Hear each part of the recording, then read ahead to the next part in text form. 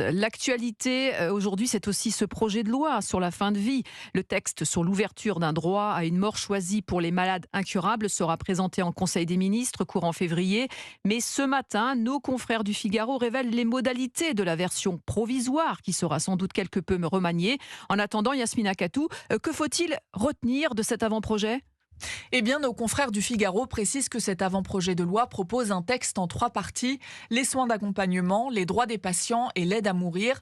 Le texte détaille que cette aide sera réservée aux personnes majeures qui souffrent, je cite, d'une affection grave et incurable qui engage le pronostic vital à court terme, soit dans les 6 à 12 mois. Les Français atteints par une maladie entraînant une souffrance physique insupportable sont aussi concernés. L'ébauche du projet de loi précise aussi l'acte en lui-même qui consisterait en l'administration d'une substance létale, soit par la personne elle-même, soit par un soignant, soit par un proche. Les conditions d'administration du produit par une tierce personne, si le malade en est incapable, ne sont en revanche pas détaillées.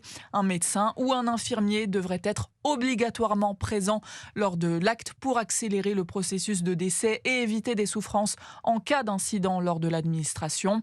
Enfin, une clause de conscience sera proposée pour les soignants qui ne souhaitent pas être impliqués dans cette aide à mourir. Yasmina Katou, spécialiste santé à Europe